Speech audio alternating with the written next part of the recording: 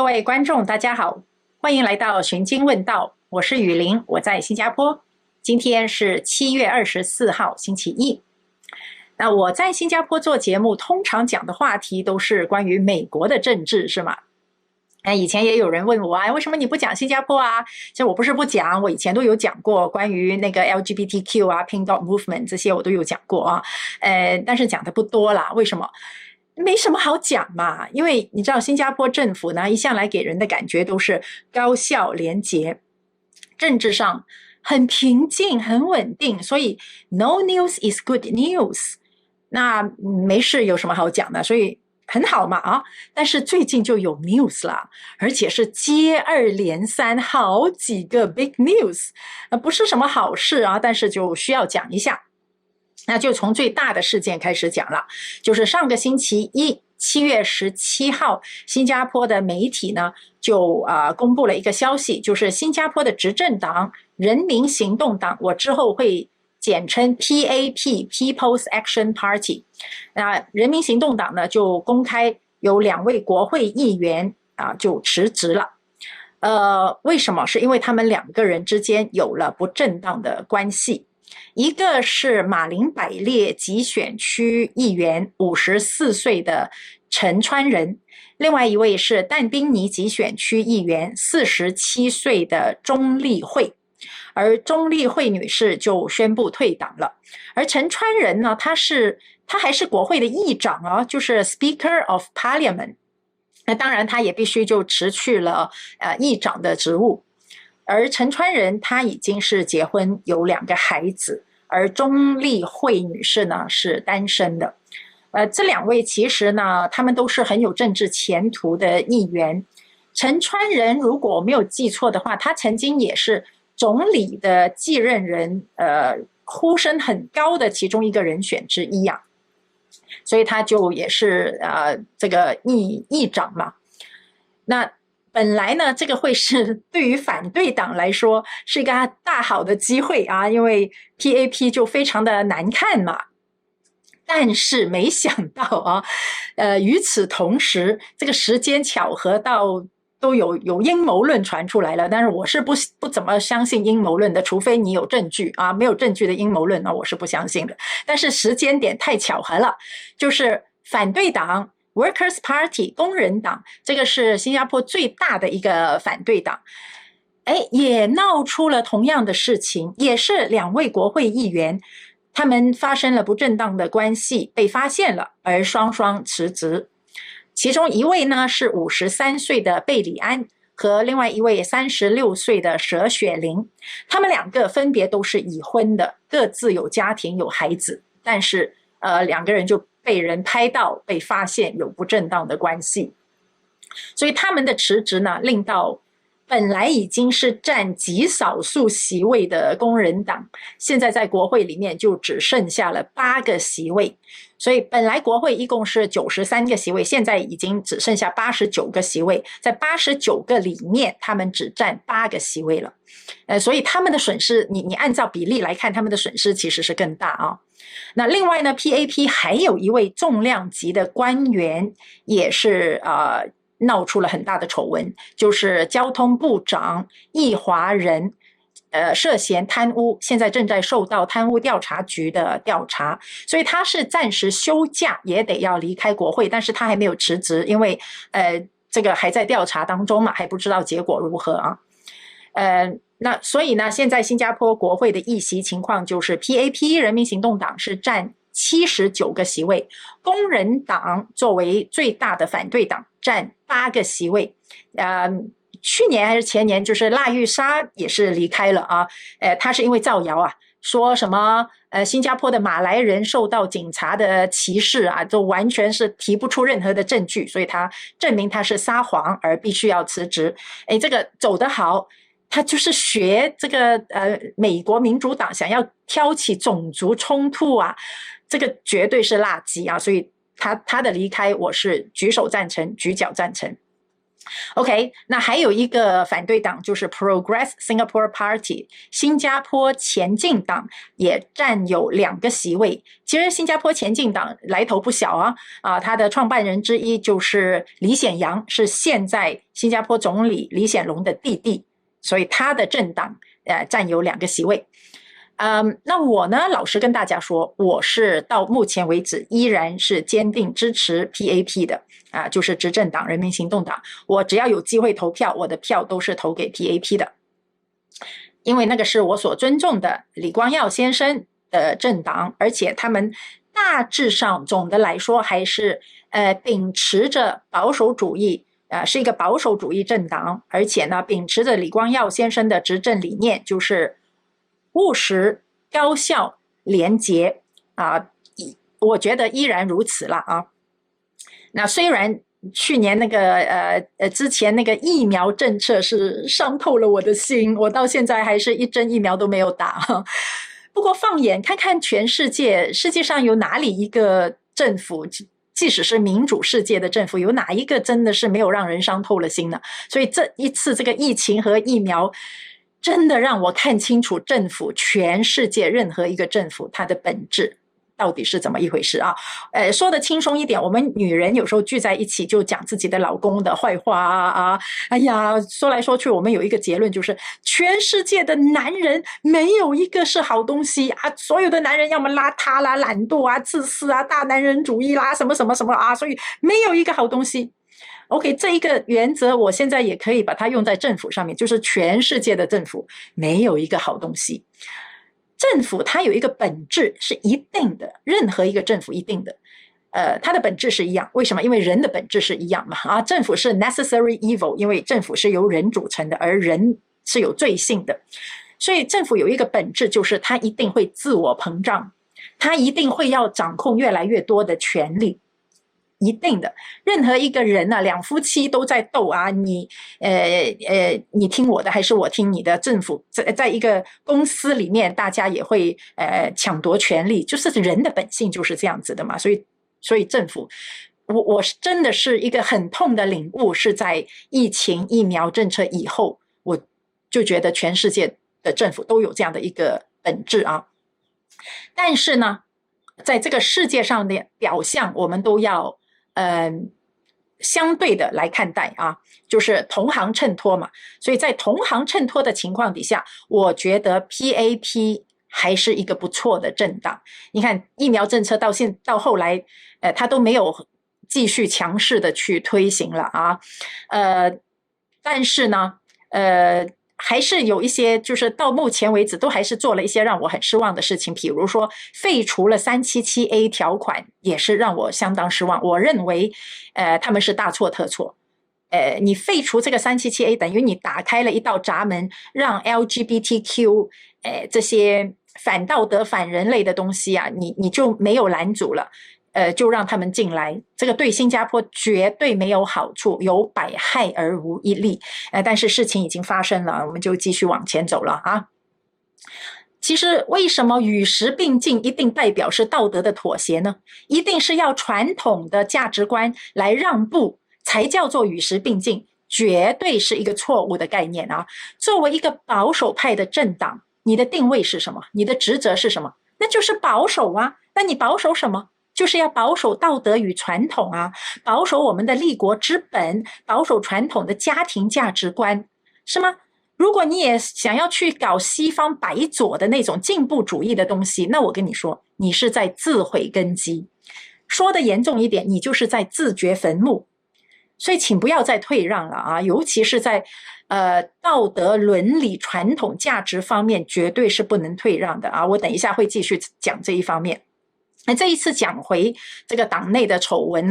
我觉得 PAP 的做法我还是很能够认同的，即使是工人党他的处理都还是我能够尊重的，就是他还是秉持着一个公开透明正直有诚信的一个做法，他没有把事情往地毯底下去扫，也没有暗箱操作，不要让人知道而且这两个政党比较起来呢，工人党啊、反对党，他还是被拍了照片，所以是被动的就承认必须得要面对这件事情。而行动党不是哦，他是内部已经多次的劝告、警告他们，他们还是没有改，还是保持着这个不正当的关系，于是是内部要求他们辞职的。所以不是被动的啊，在外面被发现，碍于外面的压力而去处理，不是。而是就真的是内部就主动的去处理，所以就可以看得到呢，是PAP 党内对于官员的道德操守还是有要求、有原则的。还有就是党内的处理方式和对外的这种宣布，都可以看得出是很严谨，值得尊重、值得信任。那有人就说，哇，那新加坡的这个金字招牌是不是就蒙羞啦？新加坡政府啊，一向来这么的干净啊，现在就看得出就没那么干净啊。我倒不是这么看哦，因为我们知道没有一个政治家会是一个道德完人，因为这个世界上不存在。所以呢，而政治家组成的政党，世界上也就没有一个政党是完美的。所以我们要看一个政党是否值得信任，我们不是看他有没有犯错、有没有丑闻，而是看他如何处理这些错误和危机啊，看他处理的方法和态度，才能够看得出这个政党值不值得信任。你要知道啊，一个完全不犯错、一点点丑闻的政党有吗？有。那个朝鲜的朝鲜行动党咯，那个是朝鲜行动党红太阳啊大将军，那个是绝对不犯错的，你相信吗？还有啊，中国的共产党，他的官员除非他倒台了，他在权力斗争里面失败了，哇，那突然之间就发现，那个人原来是很贪污腐败的，他贪污了几十个亿啊！哇，他包养多少个情妇啊，多少个小三，有多少房子啊？那个时候就是反贪啊，就发现他是不对的。要是那个政治人物他的权力很稳固呢？哇，他跟习近平关系很好啊，拍马屁拍得很好啊，哇，那么那个官员呢就没有错的啊，他的生活很正派、很廉洁，他是一心一意为人民服务的，这个全部都是政治性的，你能够相信吗？所以呢，我觉得新加坡的政府现在的处理，它既不是像那个朝鲜劳动党这样一点都不犯错也不是像中国共产党这样只是看政治风向，所以他现在的处理，我觉得它就是一个正常的一个政党的一个处理方式，就是会犯错，有丑闻，对，但是我们诚实的去处理所以很好。我不希望新加坡有一天有一个像朝鲜劳动党这么完美的政党来管理也不希望像中国这样一切都是看政治。所以呢，现在他的这个处理方法，我认为不会动摇新加坡的这种廉洁公正的形象因为他的处理方式是很不错。那你看看另外一个国家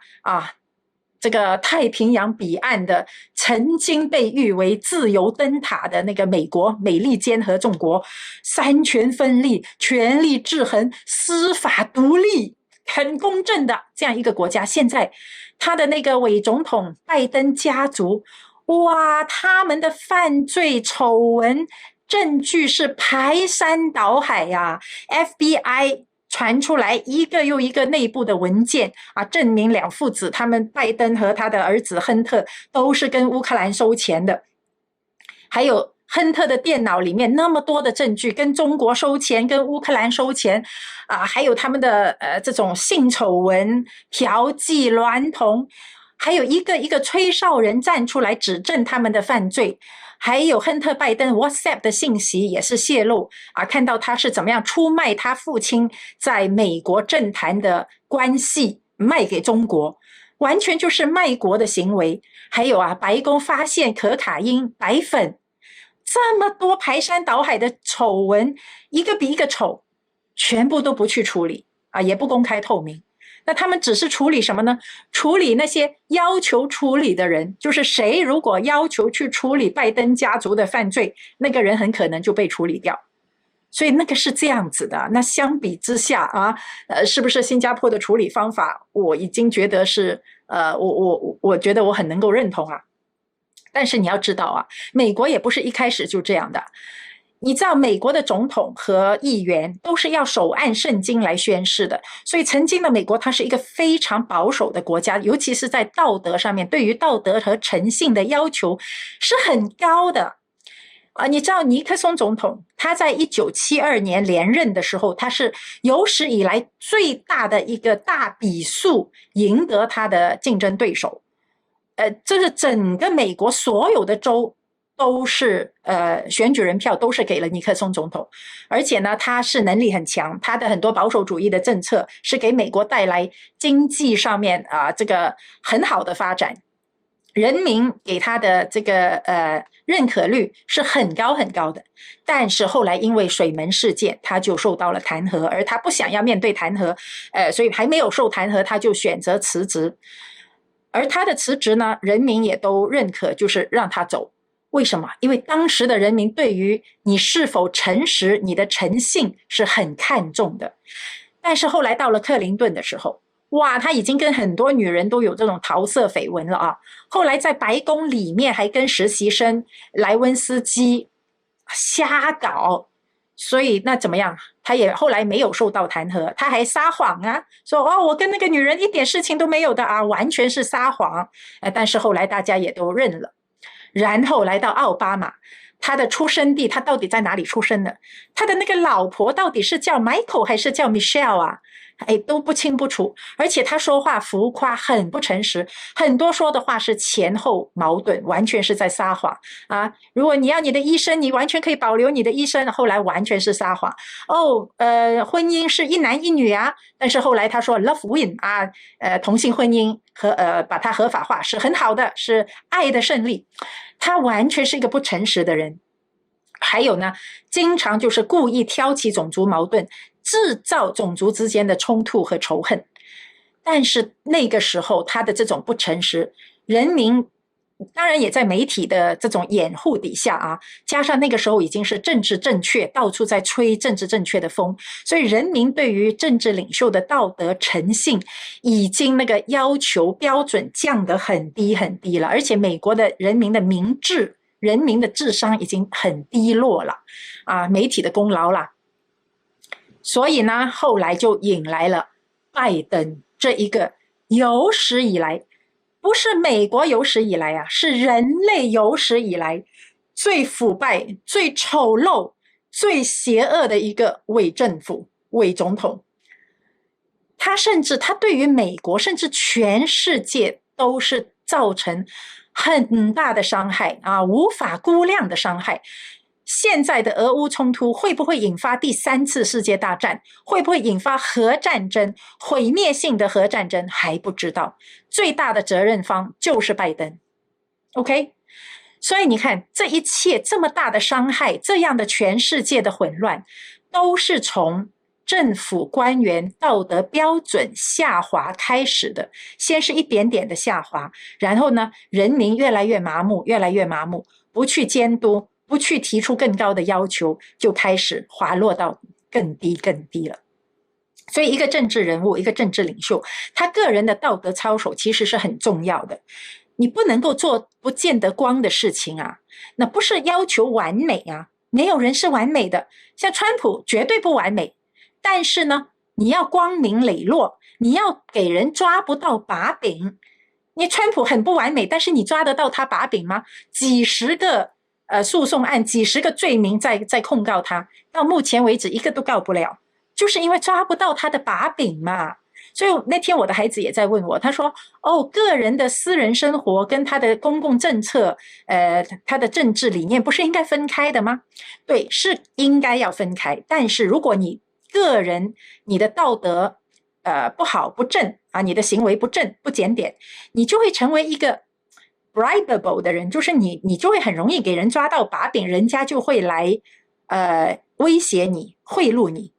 那最后呢，你的公共政策也会受到影响，你就被人家乘虚而入了。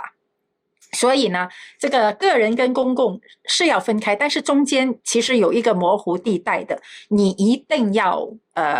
就是光明磊落。像李光耀所说的，如果有什么事情是不方便让人家知道的，你就不要做。那如果真的犯错了，你就要很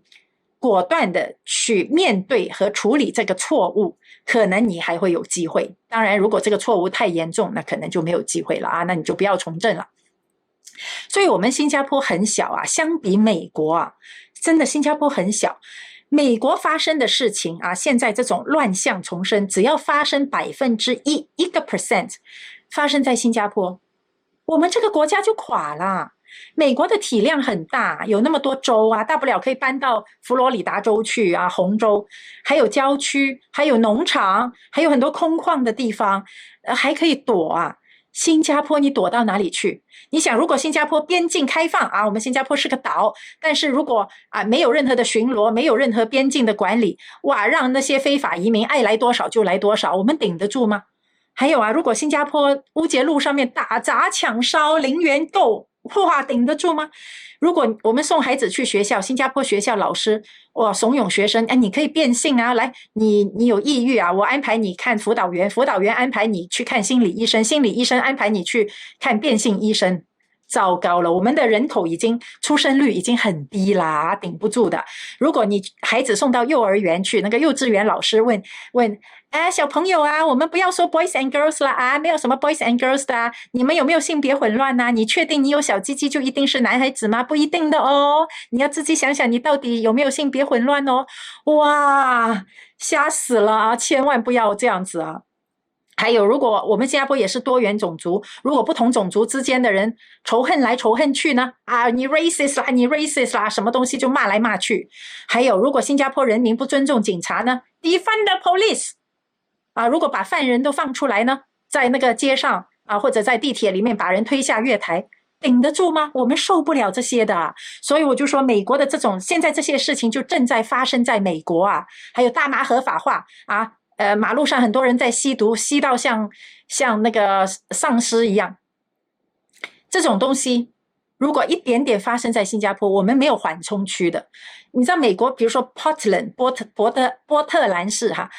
是那种打砸抢烧乱象丛生的一个地方。那我有一个弟兄，他说我的妈妈住在 Portland。我说哇，这么乱的地方。他说没有，他住在那个郊区，不受影响的。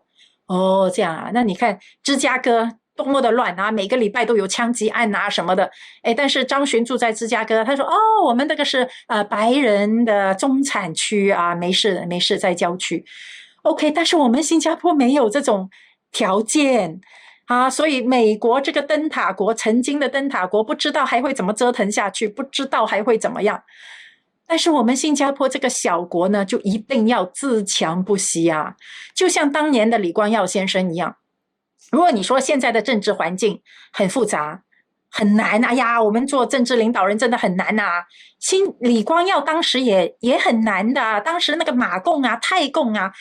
多么的乱，搞到真的全世界的局势也是很乱，新加坡也是很为难的。但是李光耀就是站得很稳，不跟红左走，坚决反共，也不跟白左走，不管你们骂我独裁者，你们爱怎么骂怎么骂，他就是走自己的路，非常的坚定，有明确的方向秉持着保守主义务实。所以呢，现在我就看到连 PAP 里面都在有人在学左派学民主党的东西什么 inclusive diversity 什么，我是很着急的。我们是一个多元种族的地方没有错，我们要互相包容，已经做得很好了。你现在白左的那些什么多元化啦包容这些，有现在哪一个国家搞多元化是搞得好的？任何一个搞多元化的国家都是越来越乱，越来越乱。看看现在的法国、巴黎、英国，多么的乱。千万不要，现在他们所谓的那个 diversity inclusive 全部都是在包容犯罪，包容变态，我们怎么包容所以如果我们也要学左派的东西，我心里面其实真的是很着急的当然作为一个小国，你要抱大国的大腿，这是可以理解的，为了生存嘛。但是不要忘记，我们也是一个主权独立的国家我们有我们的文化传统和价值理念。不要抱着抱着把人家的垃圾给抱进来。比如说东方的那个大国，你要去抱他的大腿做生意 OK， 但是你不要抱着抱着把他的贪污腐败啊、病毒、养小三这些东西都抱进来，这些糟粕我们不要。还有西方的自由世界里面的 LGBTQ CRT 那个 Critical Race Theory， 那个绝对就是搞种族冲突种族仇恨的东西，千万不要。毒品大麻自由啊，大麻合法，还有各种自由放纵，各种的娱乐致死，还有高福利养懒人大政府啊，还有搞受害者心态，动不动哎呀你有抑郁症，哇你有 mental problem 啊，要他去吃药打针，这种都是白左垃圾，我们不要啊。我们不是说没有 mental problem， 但是不是每一个人动不动就变成受害者，动不动就责怪原生家庭，破坏父母之间的这种家庭关系，我们不要这些白左的垃圾，明白吗？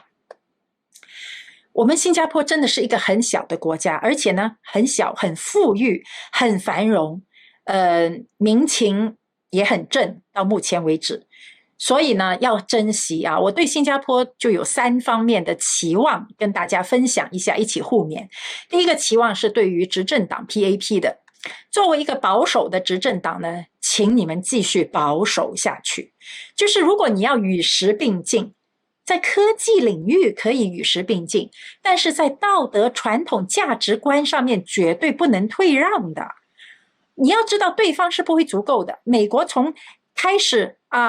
同性合法，同性婚姻合法，到现在变成娈童都快要合法了，所以他们不会停在某一个点上的，不会足够的，你不能退。你知道退让只会让你更弱，作为一个保守党，你退你就更弱，不会让你变得更强。要学习李光耀先生，他做事情的一个原则，他说我只做正确的事情，不做政治正确的事情，因为政治正确就代表不正确。所以呢，而且他说我们不需要赢得别人的喜欢，我不管你喜不喜欢我做正确对新加坡有利的事情。作为一个政党，你要赢得的是别人的尊重和信任，而不是赢得别人的喜欢。你又不是宠物狗，你又不是吉娃娃，你干嘛要别人喜欢你呢？你需要别人尊重你，知道你是一个有原则的政党。你知道新加坡人我跟很多新加坡人私底下聊天，他们都不喜欢 PAP 的，但是说到由谁来执政，那绝大部分人都认同还是要由 PAP 来执政，大家都信任 PAP， 比较放心。因为 PAP 是一个有原则的政党，所以请守住道德的原则，道德的力量远远比我们想象中更加的重要。李光耀先生还有以前的美国的国父们，他们是靠道德的力量才得以强大，才得以让整个国际来认同他们的地位的。我们这么小的一个国家，李光耀到现在在国际上面，虽然白左很不喜欢他，但是大家讲起他都还是很佩服的。不需要喜欢我们不是宠物狗，所以需要什么？佩服、尊重、信任。所以这个是 PAP 应该要继续秉持的。那对于反对党呢，是很有必要的，一个国家很需要反对党，而且我特别佩服新加坡的反对党，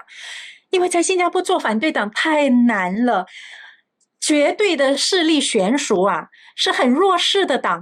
它不像美国这样是2党政治，所以新加坡作为反对党，你绝对是需要特别大的勇气，是逆流而上的。所以我很佩服新加坡的反对党，虽然我没有投票给你们但是呢，我希望反对党不要为反对而反对。那如果 PAP 秉持的是道德和传统，你为反对而反对，那你不是就变成是反道德反传统了吗？那你就变成是新加坡的敌人了。难道你要为了自己的政治利益、政治力量而不惜拆毁新加坡吗？不要在新加坡搞分裂、搞混乱而捞取政治资本这样的政党是不值得尊重的。那作为反对党，你们的职责是什么？是监督 PAP。你们也要踏踏实实的做对新加坡好的东西、有利的东西。你要知道，如果你们踏踏实实的做，那即使是反对党，你做的事情如果是对新加坡有利的，你要知道花无百日开，以后的世界不知道怎么样。你不知道 PAP 以后会怎么样，可能以后就老化啦，越来越弱啊。那你一直都踏踏实实的在为新加坡服务，做对新加坡有利的事情，很有可能有一天你就可以跟 PAP 抗衡，甚至成为执政党呢？不知道的。所以主要你也要有原则，要爱新加坡，是不是？不要让新加坡变成，或者说不要让你自己变成新加坡的民主党。美国的民主党那个是一个拆毁美国的祸国党，我们新加坡不要这样的政党。所以如果哪一个政党要学习民主党，我们就要唾弃它。好像去年Pink Dot他们的这种活动，就有反对党，好像 PAP 也有议员去参加他们的活动，什么你们要支持 LGBTQ 啊，支持这种断子绝孙的行为，那这样的政客我们就要唾弃他，用我们手中的选票赶走他们，要让他们知道你们搞这种白左的东西，搞这种断子绝孙对新加坡有害无益的东西，这样的政客这样的政党我们不要把他们赶走。 OK， 好，那作为新加坡人民跟其他的人民我们互勉啊，我也是有话说，就是我觉得我们是很有福的，到目前我们能够住在新加坡这样一个繁荣稳定很正的一个地方呢，真的是很有福，要珍惜这样的一个身份。而且新加坡的议员是很亲民的，经常会挨家挨户的去探访，会去公众的地方，会去市场啊 Hawker Center 啊，去跟大家握手，去接触我孩子的那个幼稚园的毕业典礼啊，那个尚达曼部长是每一年都去参加的，你都会有机会接触议员，所以我们真的要对他们有礼貌，也要珍惜他们的辛劳，跟他们好好的沟通。新加坡是君子政治，不要骂骂咧咧啊，像台湾的这种，哇，你以为哇我对政治人物很无理啊，很牛，哇，我就是这个才叫做民主自由，哎呀，那个很烂的。我们是君子政治啊，大家真的是互相尊重的。就是你知道李光耀先生的丧礼的时候，我就记得当时那个最大的反对派的领袖，反对党领袖詹时中先生，他也已经很老了，80、90岁，坐着轮椅来到李光耀的丧礼上面，然后他靠近那个灵柩的时候，他就站起来，颠颠尾尾的走过去鞠躬，向李光耀先生表达最后的敬意。而他说什么？他说我这一生被李光耀是穷追猛打，他从来不会对我手下留情。对，李光耀对于反对派反对党是绝对没有手下留情的，但是詹时中说他从来没有羞辱我，这个就是君子政治。所以你知道那天他出殡的那一天是下着倾盆大雨啊，我就记得那个总理李显龙和第一夫人何晶他们都是淋雨，因为要表达尊敬，所以就没有撑伞，就淋着雨。但是唯一他们后来就给詹时中先生派人给他撑伞，让他没有淋雨。这个就是尊重啊，君子政治啊，这个是新加坡一个很好的传统，但是绝对不会手软，不会手下留情，很强势，但是呢，都是要在一个正直的范围之内的。那我们对于政府当然可以表达不满啊，我经常表达不满的，用 email 当面或者打电话，我们有责任要去监督政府的，哪里做的不对，哪里我认为可以改进，一定要去表达，我们有政府给我们这样的管道去表达，我们要善用啊！你要知道政府是我们是靠纳税人的钱养着的，政府不赚钱，政府是一个花钱的机构啊，是我们纳税人来养着政府的，所以呢，就像一个物管公司一样，做得好很好，拍拍肩膀 ，well done 啊，做得不好，请你们改进啊，我们在看着你们哦，我们手上有选票哦，所以这个是我们的责任。如果我们想要有好的官员、好的政府，那我们就要让自己成为配得上好政府、好官员的人民。OK， 所以这个是我们自己的责任。所以你看啊，我们跟大家一起互勉啊，新加坡人一起互勉。不要以为我只是关心美国，我其实非常关心新加坡。我关心美国是因为美国影响世界，也直接影响新加坡。你看美国的现在那个整个的道德滑落到这个样子，所以新加坡的这个整个的文化道德肯定也在往下走，这不都是直接受美国的影响吗？啊，所以我们作为公民，我们不管住在哪里，都要做好自己的责任，尤其我们是基督徒的话呢，我们是天国公民，所以呢，不管自己住在世界上任何一个地方，都要有责任来做光做盐，为主耶稣来做光做盐。所以在我们身处的地方尽上我们的责任。新加坡也有很多公务员，很多老师都是基督徒啊，希望你们也守住自己的这个岗位啊。首先我们是效忠的是天国君王耶稣基督。你看新加坡，我移民新加坡30年了，看着新加坡真的也是有很多转变，开了2个赌场，废除了377A， 其实都是很可惜的。所以新加坡的基督徒真的要警醒，这里属灵的征战一样很激烈，魔鬼不会放过任何一个地方的。OK， 所以我们有我们的责任的。属灵的征战，这个空中掌权的恶魔一样在新加坡的上空在作恶，所以我们基督徒要努力，要警醒。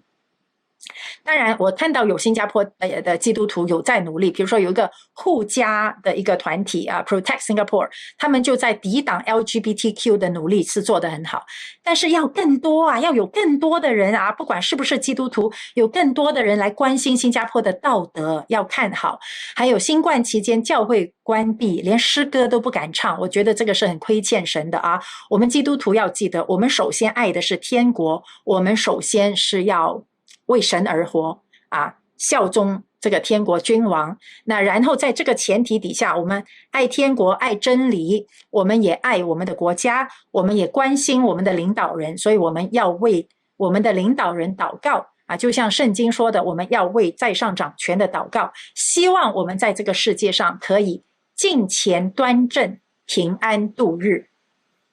好，这里是寻经问道，我是雨林，我们下次再见，拜拜。